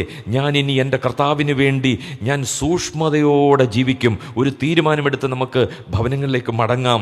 എൻ്റെ പ്രിയമുള്ളവരെ, ഈ നാളുകളിൽ ഈ വചന കൂടാരത്തിൽ നിന്നും നമുക്ക് ലഭിക്കുന്ന ദൈവവചനം എൻ്റെ സൂക്ഷ്മതയ്ക്ക് വേണ്ടിയുള്ളതാണ്. ഞാൻ സൂക്ഷ്മതയോടെ എൻ്റെ കർത്താവിന് വേണ്ടി എൻ്റെ ജീവിതം ഞാൻ ഏൽപ്പിച്ചു കൊടുക്കുമെന്ന് പറയാൻ നമുക്ക് ധൈര്യമുണ്ടാകണം പ്രിയമുള്ളവരെ. 4, വിശ്വാസത്തിലും പ്രത്യാശയിലും നമ്മൾ നിലനിൽക്കണം. എൻ്റെ കർത്താവ് എന്നെ നോക്കുമ്പോൾ എന്നിൽ എത്ര വിശ്വാസമുണ്ട്, എന്നിൽ എത്ര പ്രത്യാശയുണ്ട് എന്നറിയണം. ഞാൻ കർത്താവിൽ വിശ്വസിച്ചപ്പോൾ, കൃപയാൽ വിശ്വസിച്ചപ്പോൾ ഞാൻ വിശ്വാസിയായി തീർന്നെങ്കിൽ എൻ്റെ കർത്താവ് എന്നെ എത്രത്തോളം വിശ്വസിക്കുന്നോ അത്രത്തോളം കർത്താവ് എന്നെ വിശ്വസ്തനെന്നെണ്ണി വിശ്വസ്തനെന്നെണ്ണി ശുശ്രൂഷയ്ക്കാക്കും. വിശ്വസ്തനെന്നെണ്ണി ശുശ്രൂഷയ്ക്കാക്കും. ഞാൻ കർത്താവിൽ എത്രത്തോളം വിശ്വസിക്കുന്നു എന്നുള്ളതല്ല കർത്താവിനെ ശുശ്രൂഷയ്ക്കാക്കുന്നതിൻ്റെ മാനദണ്ഡം. എൻ്റെ കർത്താവ് എന്നെ എത്രത്തോളം വിശ്വസിക്കുന്നു, എന്നെ വിശ്വാസയോഗ്യനായിട്ട് വിശ്വസ്തനായിട്ട് എന്നെ കൗണ്ട് ചെയ്യാൻ എൻ്റെ കർത്താവ് തയ്യാറായിട്ട് നിൽക്കുകയാ. ഞാൻ എത്രത്തോളം എൻ്റെ ജീവിതം ആ നിലയിൽ എൻ്റെ കർത്താവിന് കാഴ്ചവെക്കുന്നു അത്രത്തോളം കർത്താവ് നമ്മളെ ഉപയോഗിക്കും. അങ്ങനെ നമുക്ക് കർത്താവിന് വേണ്ടി കാത്തിരിക്കാൻ കർത്താവ് കൃപ നൽകട്ടെ. ദീർഘക്ഷമയോടെ ഒരുങ്ങി കാത്തിരിക്കണം. കർത്താവിൻ്റെ വരവ് എത്രയും വേഗം. നമ്മൾ ദീർഘക്ഷമയോടെ, നമ്മുടെ സൗമ്യത സകല മനുഷ്യരും അറിയണം. ഇന്ന് ബ്രദറുകാരുടെ സൗമ്യതയൊക്കെ ലോകം മൊത്തം അറിഞ്ഞുകൊണ്ടിരിക്കുകയാണ്. സോഷ്യൽ മീഡിയയിലൂടെ ബ്രദറുകാരുടെ മാത്രമല്ല, പെന്തക്കോസുകാരുടെയും മറ്റുള്ളവരുടെയും എല്ലാം, പ്രത്യേകിച്ച് ഈ കുമ്പനാട്ടിൽ നിന്നും, കാരണം എല്ലാം ഇവിടെയാണല്ലോ അടിഞ്ഞുകൂടിയിരിക്കുന്നത്, ഈ കേന്ദ്രത്തിൽ നിന്നും അറിഞ്ഞുകൊണ്ടിരിക്കുകയാണ്. നമ്മുടെ സൗമ്യത സകല മനുഷ്യരും അറിയണം. കർത്താവ് ഇടപെടും പ്രിയമുള്ളവരെ, കർത്താവ് ഇടപെടും. പക്ഷേ ഇന്ന് ഇടപെടാതിരിക്കുന്ന ഇവിടെ ഗോതമ്പിന് കേടുവരുമെന്ന് കർത്താവ് ഭയന്നിട്ടാ. കാരണം കർത്താവ് നമ്മളെ സ്നേഹിക്കുന്നത് കൊണ്ടാ. ഇവിടെ ആത്മാർത്ഥമായിട്ട് കർത്താവിനെ സ്നേഹിക്കുന്ന, സേവിക്കുന്ന ചില ഹൃദയങ്ങളുണ്ടെന്നേ, ചില ജീവിതങ്ങൾ ഉള്ളതുകൊണ്ടാ പ്രിയമുള്ളവരെ. അത് നമ്മൾ തിരിച്ചറിയണം, അത് നമ്മൾ മനസ്സിലാക്കണം. നമ്മൾ നിവർന്ന് നമ്മളൊന്ന് തലപൊക്കി നോക്കണം. നിലങ്ങൾ ഉണ്ടെന്നേ കൊയ്യാൻ ഒരുപാട് ശുശ്രൂഷകൾ ബാക്കിയുണ്ട്. അകത്ത് കിടന്ന് കടിപിടി കൂടാത്തെ ഒന്ന് വെളിയിലോട്ട് ഇറങ്ങു പ്രിയമുള്ളവരെ. അനേകരെ കർത്താവിന് വേണ്ടി നേടാൻ കർത്താവ് നമുക്ക് കൃപ നൽകട്ടെന്നേ. നമ്മുടെ വിളിയും തെരഞ്ഞെടുപ്പും ഉറപ്പാക്കി കാത്തിരിക്കണം. വിളിയില്ലാത്തവർ, തെരഞ്ഞെടുപ്പില്ലാത്തവർ, കർത്താവ് വിളിക്കാത്ത, കർത്താവ് തെരഞ്ഞെടുക്കാത്ത ഒരു വ്യക്തിയാണോ ഞാനെങ്കിൽ മാറി നിൽക്കണം. കർത്താവിനെ വിളിച്ചിട്ടുണ്ടെങ്കിൽ, കർത്താവിനെ തെരഞ്ഞെടുത്തിട്ടുണ്ടെങ്കിൽ കർത്താവിൻ്റെ സന്നിധിയിൽ സമർപ്പിച്ച് കാത്തിരിക്കണം. കർത്താവ് നമ്മളെ ഉപയോഗിക്കും, യാതൊരു സംശയവുമില്ല. ഒരു പിഞ്ചു വായിലൂടെയെങ്കിലും എൻ്റെ പേര് പുറത്തു വരാതിരിക്കത്തില്ല പ്രിയമുള്ളവരെ എന്ന് നമ്മൾ ചിന്തിക്കണം. ദൈവത്തിൻ്റെ ആത്മാവിന് പ്രവർത്തിക്കാനായിട്ട് സാധിക്കുമെന്നുള്ളതിന് യാതൊരു സംശയവുമില്ല. നമ്മൾ തമ്മിൽ ആത്മീക വർധന വരുത്തി കാത്തിരിക്കണം. നമ്മൾ സുവിശേഷം പ്രചരിപ്പിക്കുകയും നമ്മുടെ കർത്താവിൻ്റെ വരവിനെ ബന്ധപ്പെടുത്തി കാത്തിരിക്കുകയും ചെയ്യണം. നമ്മൾ പ്രത്യാശയോടെ കാത്തിരിക്കണം. എന്തെല്ലാം വാക്യങ്ങളാണ്, ഒരുപാട് വാക്യങ്ങൾ ഇതിനോടുള്ള ബന്ധത്തിൽ ദൈവവചനത്തിൽ നമുക്ക് കാണാനായിട്ട് സാധിക്കും. നമ്മൾ ദൈവ ദിവസത്തിൻ്റെ വരവ് നമ്മൾ ബന്ധപ്പെടുത്തണം. എങ്ങനെ ബന്ധപ്പെടുത്തണം? ദൈവ ദിവസത്തിൻ്റെ വരവ് നമ്മൾ എങ്ങനെ ബന്ധപ്പെടുത്തണം? ഒന്നാമത്തെ കാര്യം, എൻ്റെ ഉത്തരവാദിത്തങ്ങൾ ഞാൻ കൃത്യമായും ക്രമമായും ചെയ്തിരിക്കണം. എൻ്റെ ഉത്തരവാദിത്തങ്ങൾ 2 വാക്കുകൾ ഓർത്തിരുന്നോളൂ. ഒന്ന്, കൃത്യമായും ക്രമമായും ചെയ്തിരിക്കണം. അത് തിരിച്ചറിയണം. എൻ്റെ സമയം കഴിഞ്ഞു കഴിഞ്ഞാൽ പ്രിയമുള്ളവരെ, ദാവീദ് 10-15 കൊല്ലം കാട്ടിക്കിടന്നതുപോലെ കിടക്കാൻ ഇടയാവരുതേ. കർത്താവ് തിരഞ്ഞെടുത്തിട്ടുള്ള ദാവീദന്മാരുണ്ടെന്നേ. സിംഹാസനം എന്തുകൊണ്ട് ഇനിയും കാട്ടിൽ കിടന്നതുകൊണ്ട് തീർച്ചയായിട്ടും അതുകൊണ്ടാണല്ലോ ദാവീദ് എഴുതി എത്രയോ സങ്കീർത്തനങ്ങൾ വായിച്ചിട്ട് സ്വസ്ഥമായിട്ട് എനിക്ക് നിങ്ങൾക്ക് ഉറങ്ങാൻ കഴിയുന്നത്. ദൈവം തിരഞ്ഞെടുത്തവരെ കൊണ്ട് ദൈവം എവിടെയായിരുന്നാലും, കാട്ടിലായാലും, ഓടിപ്പോകുമ്പോഴും, തുപ്പലൊലിപ്പിക്കേണ്ടി വന്നാലും ദൈവം അത് ഉപയോഗിക്കുമെന്നുള്ളതിന് യാതൊരു സംശയമില്ല. What about me and you? നമ്മളെ സംബന്ധിച്ച് എന്താണ്? എൻ്റെ ഉത്തരവാദിത്തങ്ങൾ കൃത്യമായിട്ട് ക്രമമായിട്ട് നമ്മൾ നിറവേറ്റുക. ദൈവ സമയത്തിനായി കാത്തിരുന്ന് ദൈവം തന്നിരിക്കുന്ന സമയം തക്കത്തിൽ ഉപയോഗിക്കുക. ദൈവം എന്നെ എവിടെയാണോ ഉപയോഗിക്കാൻ ആഗ്രഹിക്കുന്നത് അവിടെ നമ്മളെ ഉപയോഗിക്കും. അപ്പോൾ മാത്രം ദൈവസന്നിധിയിൽ നമ്മൾ പ്രത്യക്ഷപ്പെടുക. അതിനു മുമ്പ് നമുക്ക് വേണ്ട സമയത്തിന് മുമ്പേ വേണ്ട എന്നുള്ളൊരു തീരുമാനമെടുക്കുക. നിത്യജീവനായി നിയമിക്കപ്പെട്ടവർ എല്ലാവരും സുവിശേഷം കേൾക്കുവാൻ നാം നമ്മെ തന്നെ കർത്താവിൻ്റെ കരങ്ങളിൽ സമർപ്പിച്ചു കൊടുക്കുക.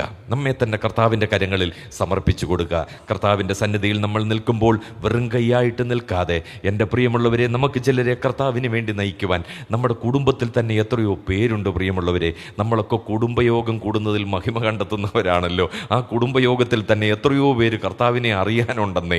എത്രയോ പേർ നമ്മുടെ ചുറ്റുപാടുമുള്ളവർ, നമ്മളെ അറിയുന്ന നമ്മുടെ സ്നേഹിതർ എത്രയോ പേരുണ്ട്. പ്രിയമുള്ളവരെ, നാലാമത്തെ കാര്യം, ശേഷിക്കുന്ന കാര്യങ്ങൾ എത്രയും പെട്ടെന്ന് ക്രമീകരണത്തിലെത്തണം. ഞാൻ ചില കാര്യങ്ങൾ ക്രമീകരിച്ചെങ്കിലേ ചിലത് ക്രമീകരിക്കപ്പെടുകയുള്ളെങ്കിൽ ഇന്ന് തന്നെ ആ കാര്യം ക്രമീകരിക്കാൻ നമ്മൾ തയ്യാറായിരിക്കണം. കർത്താവിൻ്റെ വരവിനെ ബന്ധപ്പെടുത്തുന്നത് അങ്ങനെയാണ്. അഞ്ചാമത്തെ കാര്യം, മാനസാന്തരപ്പെട്ട് ആദ്യത്തെ പ്രവൃത്തി ചെയ്യണം. മാനസാന്തരപ്പെട്ട് ആദ്യത്തെ പ്രവൃത്തി ചെയ്യണം. നീ എന്ന് തെറ്റിയോ, എവിടെ തെറ്റിയോ, ഒരു ഫുട്ബോൾ റഫറി എവിടെ വിസിലടിച്ചോ, എന്ന് വിസിലടിച്ചോ, അതുപോലെ നമ്മുടെ ജീവിതത്തിൽ ഒരു പ്രശ്നമുണ്ടായത് നമുക്ക് ഓർമ്മയുണ്ടല്ലോ എവിടെയാണെന്ന്. അന്ന് തിരിച്ചു പോകുക. അതിനുശേഷം നീ ഒരുപാട് കാര്യങ്ങൾ ചെയ്തു കൂട്ടിയിട്ടുണ്ട്. തമ്പുരാൻ പറയുക, അതെല്ലാം വട്ടപൂജ്യമാണ് എൻ്റെ സന്നിധിയിൽ. മടങ്ങിച്ചെല്ല്, ആദ്യത്തെ പ്രവൃത്തി ചെയ്യ്, തുടങ്ങ്. കർത്താവിൻ്റെ വരവിനെ ഒന്ന് ബന്ധപ്പെടുത്തുക. പ്രിയമുള്ളവരെ, നമ്മളെത്ര വിശുദ്ധ ജീവനം ഉള്ളവരായിരിക്കണം. മൂന്നാമത്തെ പ്രധാനപ്പെട്ട പോയിന്റ്, എത്രമാത്രം വിശുദ്ധ ജീവനം ഉള്ളവരായിരിക്കണം. 1, ഉണർന്നുകൊള്ളുക. 2, ഉടുപ്പ് മലിനമാകാതെ സൂക്ഷിക്കുക. 3, ജാഗ്രതയുള്ളവനായി മനസാന്തരപ്പെടുക. 4, വേർപാട് പാലിക്കുക. ഇന്ന് കേരളത്തിൽ ഒരൊറ്റ സഭ പോലുമില്ല വേർപാട് സഭ. എല്ലാം ബ്രദറൻ സഭയായി മാറി. അതിൻ്റെ അർത്ഥവും നിങ്ങൾക്ക് മനസ്സിലായി എന്ന് ഞാൻ വിചാരിക്കുകയാണ്. നമ്മുടെ പിതാക്കന്മാർ പണ്ട് വേർപാട് പാലിച്ചതെല്ലാം ഇപ്പോൾ എവിടെ ഉണ്ടെന്നറിയാമോ? നമ്മുടെ സഭയ്ക്കകത്തുണ്ട്, എല്ലാം ഉള്ളിലുണ്ട്. വേർപാട് പാലിക്കേണ്ടത് വേർപാട് പാലിച്ചേ പറ്റൂ. ഞാൻ എന്തെല്ലാം വേർപാട് പാലിക്കണം? യുവാക്കൾ പറയുന്നു ഈ മൂപ്പന്മാരാണ് പ്രശ്നമെന്ന്. മൂപ്പന്മാർ പറയുന്നു ഈ യുവാക്കളാണ് പ്രശ്നം. സഹോദരിമാർ പറയുന്നു ഈ എല്ലാം അങ്ങോട്ടും ഇങ്ങോട്ടും. എൻ്റെ പ്രിയമുള്ളവർ, എൻ്റെ കുറവൊന്ന് കണ്ടെത്താൻ, നമ്മുടെ കുറവൊന്ന് കണ്ടെത്താൻ കർത്താവ് നമുക്ക് കൃപ നൽകട്ടെ. അവിശ്വാസിയോട്, അനീതിയിൽ നിന്ന്, ഇരുട്ടിൻ്റെ പ്രവൃത്തിയിൽ നിന്ന്, വിഗ്രഹങ്ങളിൽ നിന്ന്, ദുർമാർഗങ്ങളിൽ നിന്ന്, സകലവിധ പാപങ്ങളിൽ നിന്ന്, ദുരുപദേശക്കാരോട്, ഈ ലോകത്തിൽ നിന്ന് തന്നെ, ലോകത്തിൻ്റെ മോഹങ്ങളിൽ നിന്ന് തന്നെ ഒന്ന് വേർപെട്ട് കർത്താവിനോട് ചേരുവാൻ കർത്താവ് നമുക്ക് കൃപ നൽകട്ടെ. ഏറ്റവും ഒടുവിലത്തെ കാര്യം, നമ്മൾ ദൈവഭക്തി ഉള്ളവരായിരിക്കണം. ദൈവത്തിന് പ്രസാദകരമായ പ്രവൃത്തികൾ ചെയ്തുകൊണ്ട് ഉള്ള ദൈവോന്മുഖത്തെ ാണ് ദൈവഭക്തി എന്ന് പറയുന്നത്. ഇത് പരമ്പരാഗതമായി ലഭിക്കുന്ന കാര്യമൊന്നും അല്ലെന്നേ. ഞങ്ങളങ്ങ് വീട്ടുപേരൊക്കെ പറയണമെന്നുണ്ട്. പക്ഷെങ്കിൽ ഇന്ന് ദിവസം ദൈവം അനുവദിച്ചാൽ ഇവിടെയൊക്കെ നിൽക്കേണ്ടതാണല്ലോ എന്ന് വിചാരിച്ച് ഞാനതൊന്നും പറയുന്നില്ല. എൻ്റെ പ്രിയ കുടുംബ മഹിമയ്ക്ക് ഊറ്റം കൊണ്ടിട്ട് കാര്യമൊന്നും ഇല്ലെന്നേ. ഞാൻ എത്രത്തോളം ഇന്ന് ദൈവസന്നിധിയിൽ ഭക്തിയുള്ളവനായിരിക്കുന്നു എന്നുള്ളതാണ്. ഇത് പരമ്പരാഗതമായി ലഭിക്കുന്ന ആവർത്തന പുസ്തകം 4ഉം 6ഉം ഒക്കെ ഒന്ന് വായിച്ചു കഴിഞ്ഞാൽ ദൈവം ഏറ്റവും കൂടുതൽ ആഗ്രഹിക്കുന്ന ഒരു കാര്യമാണ് ദൈവഭക്തി. അതെൻ്റെ ജീവിതത്തിലുണ്ടാകണം, എൻ്റെ കുടുംബത്തിലുണ്ടാകണം, എൻ്റെ മക്കളെ ഞാനത് പഠിപ്പിക്കണം. അല്ലാതെ ഞാൻ ചെയ്യുന്ന എന്തിനും, അല്ലെങ്കിൽ ഞാൻ ദൈവത്തോട് എതിർക്കുന്ന എന്തിനും മക്കൾ കൂടെ നിന്ന് ഞാൻ റെഡിയാണെന്നും പറഞ്ഞ് കയ്യും ചുരുട്ടി വെച്ച് മുന്നോട്ട് വരുന്നതല്ല ദൈവഭക്തി. നമ്മുടെ ഭക്തി കണ്ട്, കർത്താവിനോടുള്ള സ്നേഹം കണ്ട്, സഹോദരിമാർ, സഹോദരന്മാർ, തലമുറകൾ പറയട്ടെ, എൻ്റെ ഡാഡിയാണ് എൻ്റെ റോൾ മോഡൽ. എൻ്റെ കർത്താവ് കഴിഞ്ഞാൽ ഞാൻ മാതൃകയാക്കുന്ന എൻ്റെ പപ്പായാണ്, എൻ്റെ മമ്മിയാണ്. എൻ്റെ പപ്പായുടെ ഭക്തി, എൻ്റെ മമ്മിയുടെ ഭക്തി എന്ന് പറയാൻ തലമുറകൾക്ക് വേണ്ടി ചിലത് വെച്ചേക്കണം നമ്മൾ. കർത്താവിൻ്റെ വരവ് താമസമെങ്കിൽ കർത്താവ് കൃപ നൽകട്ടെ. പ്രിയമുള്ളവരെ, കർത്താവിന് വേണ്ടി നമുക്കൊന്ന് ഒരുങ്ങി കാത്തിരിക്കുവാൻ, കർത്താവിൻ്റെ വരവിനെ ഒന്ന് ബന്ധപ്പെടുത്തി കാത്തിരിപ്പാൻ കർത്താവ് നമുക്ക് കൃപ നൽകട്ടെ. ഒരു ചെറിയൊരു ഔട്ട്ലൈൻ മാത്രമേ നമുക്ക് ചിന്തിക്കാനായിട്ട് കഴിഞ്ഞുള്ളൂ. നോട്ട്സ് നിങ്ങൾക്ക് ലഭിക്കുമ്പോൾ അതുകൂടെ വെച്ച് നമ്മുടെ ജീവിതത്തെ ഒന്ന് കൂടുതൽ ഈ ദൈവവചനത്തിന് മുമ്പാകെ ഒന്ന് ശോധന ചെയ്ത് കൂടുതൽ ദൈവസന്നിധിയിൽ സമർപ്പിക്കപ്പെട്ടവരായിട്ട് മുന്നോട്ട് പോകുവാൻ കർത്താവ് ഈ വചനങ്ങളാൽ നമ്മളെ സഹായിക്കട്ടെ, അനുഗ്രഹിക്കട്ടെ. കർത്താവിൻ്റെ തിരുനാമം എന്നും എന്നേക്കും വാഴ്ത്തപ്പെടുമാറാകട്ടെ. ആമേൻ.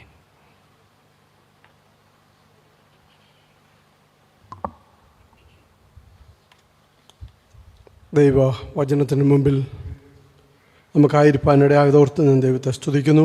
കഴിഞ്ഞ 2 ദിവസങ്ങൾ ദൈവത്തിൻ്റെ മാറ്റമില്ലാത്ത വചനം അതിന് മുൻപിലായിരിക്കാനും നമ്മെ തന്നെ വിചിന്തനം ചെയ്യുവാനും നമ്മെക്കുറിച്ച് തന്നെ ഒന്ന് പുനഃപരിശോധിക്കുവാനും ഒക്കെ ഇടയായതോർത്ത് ദൈവത്തെ സ്തുതിക്കുകയും സ്തോത്രം ചെയ്യുകയും ചെയ്യുന്നു. ഇന്നും ദിവസത്തോട് ദൈവമക്കളുടെ പ്രതികരണം എങ്ങനെയെന്നുള്ള വിഷയം ദൈവദാസനിൽ കൂടെ നമുക്ക് കേൾപ്പാൻ ഇടയായതോർത്ത് ദൈവത്തെ സ്തുതിക്കുന്നു. ദൈവവചനം കേൾക്കുന്നവരായി മാത്രമല്ല, ദൈവവചനം കേട്ട് അനുസരിക്കുന്നവരായി തീരുവാൻ കർത്താവ് നമ്മെ ഓരോരുത്തരെയും ഇടയാക്കുകയും സഹായിക്കുകയും ചെയ്യട്ടെ. കഴിഞ്ഞ ഈ 3 ദിവസങ്ങളിൽ കർത്താവിൻ്റെ വചനം നമുക്ക് പങ്കുവച്ച് തരുവാൻ, അത് ഡിവൈഡ് ചെയ്ത് തരുവാൻ തൊക്കണം ദൈവദാസനെ ബലപ്പെടുത്തി ഓർത്ത് ദൈവത്തെ സ്തുതിക്കുകയും സ്തോത്രം ചെയ്യുകയും ചെയ്യുന്നു. പ്രത്യേക ദൈവദാസനോടുള്ള നന്ദിയും അകമഴിഞ്ഞ സ്നേഹവും നന്ദിയും ഈ തരുണത്തിൽ ഞങ്ങൾ അറിയിക്കുകയാണ്. അതോടൊപ്പം ഇന്ന് വൈകിട്ടും നമുക്ക് ദൈവദാസനിൽ കൂടെ കേൾക്കുവാനുള്ള അവസരമുണ്ട്. കർത്താവ് ധാരാളമായി സഹായിക്കട്ടെ. തുടർന്നുള്ള ഇന്ന് നടക്കേണ്ടുന്ന ചില പ്രോഗ്രാമുകളെ കുറിച്ച് പറയുവാൻ ആഗ്രഹിക്കുകയാണ്. 9:30 മുതൽ 9:50 വരെയുള്ള സമയം സഭാ ഹാളിൽ പ്രാർത്ഥനയ്ക്ക് വേണ്ടിയുള്ള സമയമാണ്. അത് വിനിയോഗിക്കണം എന്ന് ഓർപ്പിക്കുകയാണ്. 10 മണി മുതൽ 1 മണി വരെ സഹോദരി സമാജം ഇവിടെ നടക്കുന്നുണ്ട്. പ്രാർത്ഥനയോടുകൂടി അതിലും സഹോദരിമാർ പങ്കെടുക്കുവാൻ ഇടയാകട്ടെ. കൂടാതെ നമുക്ക് ഇന്ന് വൈകിട്ട് ഒരു മെസ്സേജാണുള്ളത്. കർത്തദാസൻ ദൈവവചനത്തിൽ നിന്ന് അതിനെ സംസാരിക്കുന്നത് നമുക്ക് വളരെ പ്രാർത്ഥനയോടുകൂടി ഇന്ന് ഈ വർഷത്തിൻ്റെ അവസാനത്തിലേക്ക് നമ്മെ കൂട്ടിവരുത്തിയ വലിയ ദൈവകൃപ അതോർത്ത് ദൈവത്തിന് നന്ദി പറയുകയും സ്തോത്രം ചെയ്യുകയും ചെയ്യാം. തുടർന്ന് പ്രാർത്ഥിച്ച് ഇവിടെ ഈ ബൈബിൾ ക്ലാസ് ഇവിടെ അവസാനിപ്പിക്കുന്നതാണ്. കർത്താവിൻ്റെ ദാസൻ ബ്രദർ സജി ജോർജ് കുമ്പനാട് മുന്നോട്ട് കടന്നു വന്ന് പ്രാർത്ഥിച്ച് ആശീർവാദം പറഞ്ഞ് ഈ ശുശ്രൂഷ ഇവിടെ അവസാനിക്കുന്നതാണ്. അതോടൊപ്പം തന്നെ 10 മണിക്ക് നമുക്ക് സഹോദരിമാരുടെ മീറ്റിങ്ങിന് വേണ്ടി നമുക്ക് കടന്നു വരേണ്ടതുണ്ടല്ലോ. പ്രാർത്ഥനയോടെ നമുക്ക് പിരിഞ്ഞു പോകാം. കർത്താവ് നമ്മെ ധാരാളമായി സഹായിക്കുമാറാകട്ടെ. സജി ജോർജിനെ ക്ഷണിക്കുന്നു.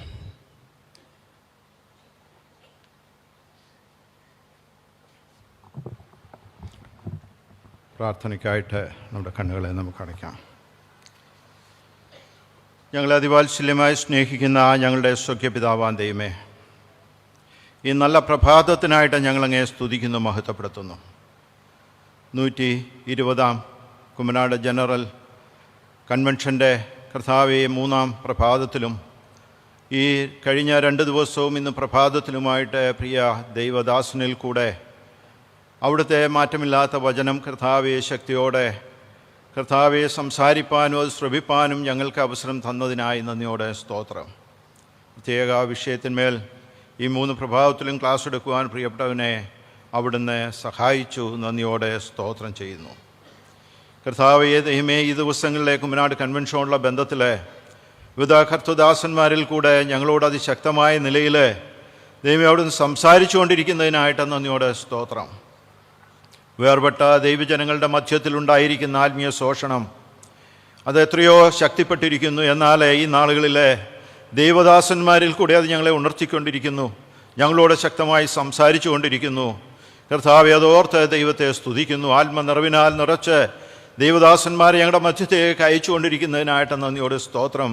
അവിടെ നാവിനോട് കൂടെ ഇരുന്ന് ഞങ്ങളോട് സംസാരിക്കുന്നതിനായിട്ട് നന്ദിയോട് സ്തോത്രം. ദൈവമേ, ഇതൊരു മാറ്റത്തിൻ്റെ കാറ്റായി തീരുവാൻ, ഒരാത്മീയ ഉണർവിൻ്റെ ദിവസങ്ങളായി തീരുവാൻ, ദൈവജനം കർത്താവെ ഒന്ന് മാറി ചിന്തിക്കുവാൻ ഈ ദിവസങ്ങളിൽ കൺവെൻഷൻ മുഖാന്തരം അവിടുന്ന് ഇട നൽകണമെന്ന് പ്രാർത്ഥിക്കുകയാണ്. കർത്താവ് ഇന്നും ഞങ്ങൾക്ക് തന്ന ദൈവവചനത്തിനായി സ്തോത്രം. സൂക്ഷിപ്പാനായിട്ട് അവിടുത്തെ ദാസൻ ദാനിയേൽ വർഗീസിനെ അവിടുന്ന് ബലപ്പെടുത്തിയതിനായിട്ട് നന്ദിയോടെ സ്തോത്രം. കർത്താവെ, ഞങ്ങൾ ഇന്നും കേൾക്കുണ്ടായി ദൈവ ദിവസം. കർത്താവെ, അത് ഏറ്റവും ആഗതമായിരിക്കുന്ന നാളുകളാണ് എന്ന് ഞങ്ങളെ ലോക സംഭവങ്ങൾ ഞങ്ങളെ അറിയിച്ചു കൊണ്ടിരിക്കുന്നു. കർത്താവെ, അതിന് ആ വരവിനായിട്ട് ഞങ്ങളെ കാത്തിരിക്കുക മാത്രമല്ല, ദൈവം അതിനെ ബന്ധപ്പെടുത്തുന്നവരായിരിക്കണം എന്നും ഞങ്ങളെ പഠിക്കുകയുണ്ടായി. അതെ, ഞങ്ങൾ കാത്തിരിക്കുന്നവരാണ്, എന്നാൽ അതിനുവേണ്ടി ബന്ധപ്പെടുത്തുന്നവരായിരിക്കുവാൻ ഞങ്ങൾ ഓരോരുത്തരും എങ്ങനെയായിരിക്കണം ഞങ്ങളുടെ ജീവിതം കൊണ്ട് ദൈവമേ അതിനുവേണ്ടി ഞങ്ങൾ ബന്ധപ്പെടുത്തുന്നവരായിരിക്കണമെന്ന് ഇന്ന് ഞങ്ങൾക്ക് കേൾക്കുവാനായിട്ടിടയായി.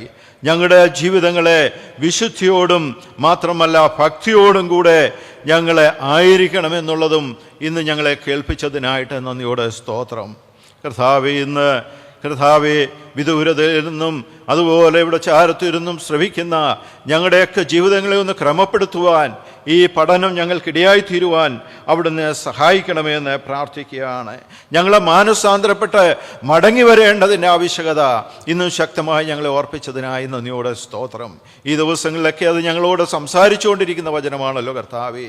ഞങ്ങളുടെ ഹൃദയങ്ങളെ ഒന്ന് താഴ്ത്തുവാൻ, ദൈവസന്നിധിയിൽ ഒന്ന് താഴുവാൻ, ദൈവം ഞങ്ങൾ മാനസാന്തരപ്പെടുവാൻ, ഒന്ന് മടങ്ങി വരുവാൻ, ദൈവഹിതപ്രകാരം ഞങ്ങളുടെ ജീവിതങ്ങളെ ഒന്ന് ക്രമപ്പെടുത്തുവാൻ, ദൈവമേ ആത്മീയ ജീവിതം നയിക്കുവാൻ, സഭയിലായിരിക്കുവാൻ ദൈവമേ ആ നിലയിൽ ഞങ്ങളെ സഹായിച്ചാട്ടെ കർത്താവേ.